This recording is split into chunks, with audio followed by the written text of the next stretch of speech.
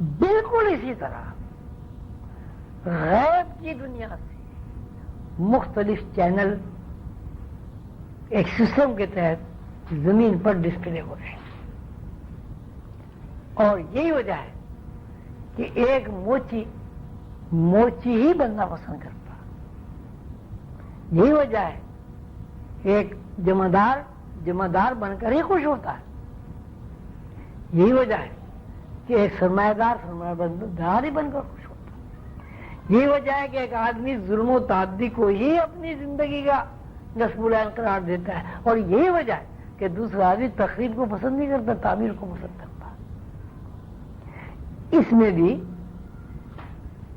یہ بات چھپی ہے کہ سسٹم چلانے والی ایک ہستی نے اس پورے کائناتی پروگرام کو جنرلائز کیا ہوا ہے۔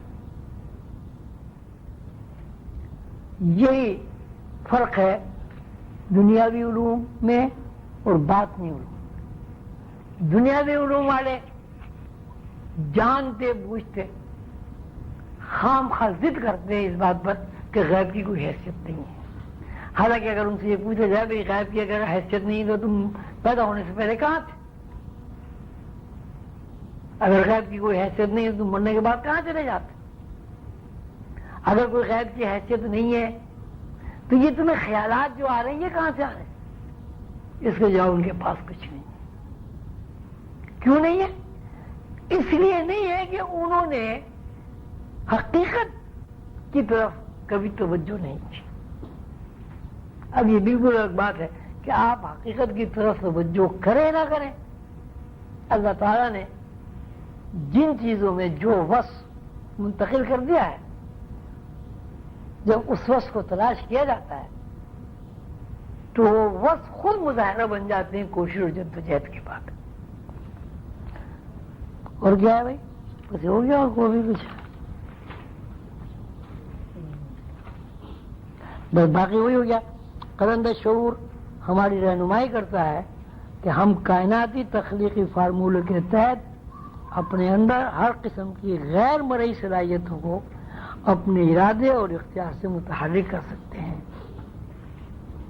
پھر قلندہ شعور جب بیدار ہوتا ہے تو وہ دیکھ لیتا ہے، جان لیتا ہے اور سمجھ لیتا ہے کہ اس دنیا کی طرح اور بھی بے شمار دنیایں موجود ہیں، اور ہر دنیا ہماری دنیا جیسی ہے۔ جس طرح ہماری دنیا پر آدمی آباد ہیں، اسی طرح دوسری دنیا میں بھی آدمی بستے اور رہتے ہیں۔ جس طرح اس دنیا میں افزائش نسل کا سلسلہ جاری ہے، اسی طرح دوسری دنیا میں جاری ہو ساری۔ بات صرف یہ ہے کہ طرز فکر کی بات ہے۔ اگر طرز فکر جو ہے حقیقی بنیاد پر چل رہی ہے تو انسان غیب سے وابستہ ہو جاتا ہے۔ اگر کوئی انسان حقیقت کو جانتے بوجھتے بھی حقیقت سے انکار کرتا ہے تو وہ حقیقت سے دور ہو جاتا ہے۔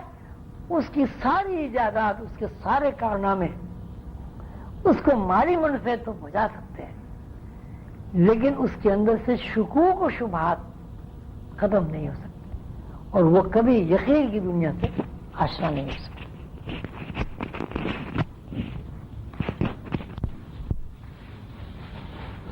ابھی آپ نے تقریر کے دوران فرمایا کہ وہ غیب دنیا جو ہے حقیقی ہے اور یہ مادی دنیا فکشن ہے، تو ہمارا روزمرہ کا مشاہدہ ہے کہ ہم خواب دیکھتے ہیں اور نوع انسانی جو غیب سے متعارف ہے وہ خواب کے ذریعے، جبکہ خواب جو ہے وہ کس قدر مست اور بگڑا ہوا آدمی دیکھتا ہے، تو ہم کس طرح سے جو ہے غیب کی دنیا کو اہمیت زیادہ دیں یا اس کو ہم حقیقی سمجھیں؟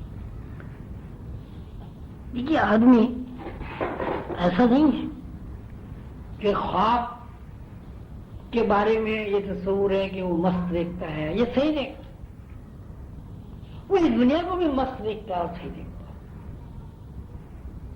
ایک انسان اگر اس کے اندر غم ہے، پریشانی ہے، اس کے اندر بغض و عناد ہے، اس کے اندر دوسروں کو تکلیف پہنچانے کے جذبات زیادہ ہیں، وہ دوسرے انسان کو بھی اسی نظر سے دیکھتا ہے. اگر ایک انسان بے یقین ہے تو وہ ہر انسان کو بے یقین دیکھتا ہے, اس میں یقین نہیں کرتا. لیکن دوسرا انسان ہے, اس کے اندر یقین کا پیٹرن بن گیا ہے, اس کو اپنی ذات کے بارے میں یہ ادراک ہو گیا ہے کہ میں خوش ہوں اور میرا وجود جو ہے وہ ایک عارضی ہے, اور اس دنیا میں رہنے کے بعد مجھے بہرحال یہاں سے جانا ہے. تو اس کی زندگی میں اور دوسری انسان کی زندگی میں بڑا نمایاں فرق ہوتا ہے. یہی صورت خواب کی بھی ہے. ہم جو خواب دیکھتے ہیں اس کی بھی دو نوعیتیں ہیں. ایک خواب جو ہم دیکھتے ہیں اپنے فکشن آواز سے دیکھتے ہیں. یہ جو ہم خواب دیکھتے ہیں اگر ہم اس کو کوئی ریئلٹی اس میں ہے خواب میں, تو فکشن آواز سے دیکھنے کی وجہ سے ہم اس میں معنی غلط بنا دیں گے. جب اس میں معنی غلط بنا دیں گے تو خواب بس ہو جائے گا. اور اگر ہمارے اندر ایسی ایجنسی کام کر رہی ہے کہ ہم معنی صحیح پہنائیں گے تو وہ خواب کبھی بس نہیں ہوگا. وہ خواب ہمیشہ مستقبل کی نشاندہی ہوگا. وہ خواب ہمیشہ آپ کے لیے ہدایت کا ذریعہ ہوگا, رہنمائی کا ذریعہ ہوگا. اب جبکہ ہمارے اندر ریئلٹی کا خانہ نہیں بنا, حقیقت کو جس چیز سے ہم پرکھتے ہیں وہ چیز ہمارے اندر تخلیق ہی نہیں ہوئی, تو ہم تو خواب دیکھیں یا بیداری اس میں ریلیٹی نہیں ہوگی. بات اینک لگانے کی ہے. ایک آدمی اینک لگاتا ہے, اس میں سرخ رنگ کا گلاس لگاتا ہے, ہر چیز میں سرخ نظر آتی, ہر ایک وجہ سرخ نہیں ہوتی. دوسرا آدمی نیلے رنگ کے شیشے کا چشمہ لگا لیتا ہے. دونوں آدمی کھڑا ہے, ایک آدمی نیلا دیکھ رہا ہے, ایک آدمی پیلا دیکھ رہا ہے, ایک آدمی ہرا دیکھ رہا ہے, ایک آدمی سرخ دیکھ رہا ہے. تو ہر آدمی کے دیکھنے سے مطلب یہ نہیں ہو جائے گا کہ وہ چیز ہری پیلی نیلی یا کیسی ہے.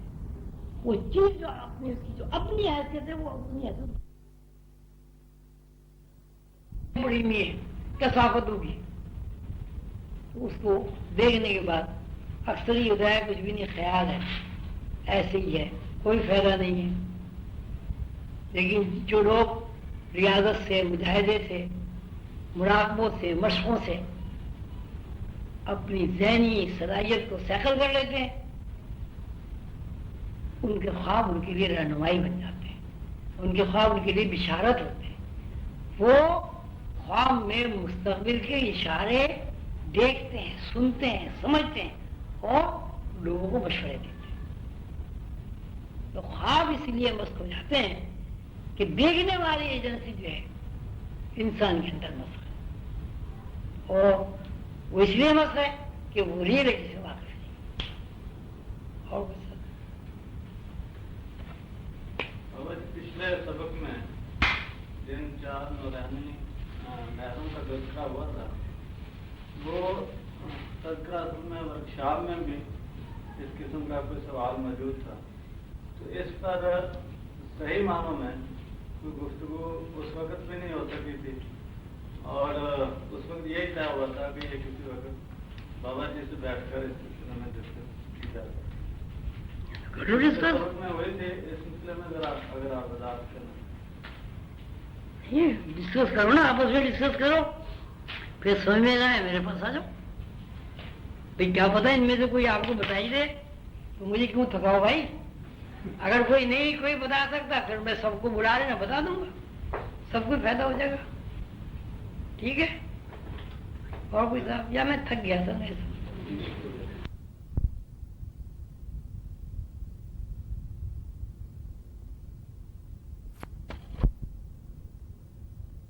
بوڑھی نہیں ابھرے گا, اس لیے یہاں ایک قانون بیان کیا کہ رنگ جو ہے وہ ڈائمینشن بنے ہیں. رنگ کا مطلب ہے تخلیق, تخلیق کا مطلب ہے ڈائمینشن.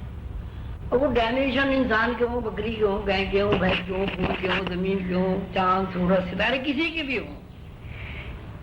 اب جہاں ڈائمینشن ہے وہ مخلوق ہے، وہ کل رنگ ہے، اور جہاں ابھی ڈائمینشن نہیں ہے لیکن مخلوق موجود ہے وہ یک رنگ ہے، اور وہ یک رنگ جو ہے وہ اللہ کا خیال ہے، اور خود اللہ جو ہے وہ ہو رہا ہے بے رنگ ہے۔ تو اب تین چیزیں ہو گئی، اللہ ہو رہا ہے بے رنگ، اللہ کا وہ خیال جو جس نے کن کہا یک رنگ، اور اس کن کہنے کے بعد جو ڈائمینشن بنے، شکل و صورت میں جو مخلوق بنی وہ کل رنگ۔ اب اس میں یہ تینوں چیزیں ہیں۔ اب دیکھیں میں بتاتا ہوں آپ کو کس طرح ہیں۔ اچھا جی، بندے کے اوپر یہ بات منکشف ہو جاتی ہے، کوئی بے رنگ خیال جب رنگین ہو جاتا ہے تو تخلیق عمل میں آ جاتی ہے۔ اس کا مطلب ہے خیال کو بے رنگ کہا ہے اور رنگین کو تخلیق کہا ہے۔ پھر یہ اللہ بحیثیت خالق کے ہو رہا ہے بے رنگ، پھر اس کی وہ دوبارہ تشریح کر رہے ہیں۔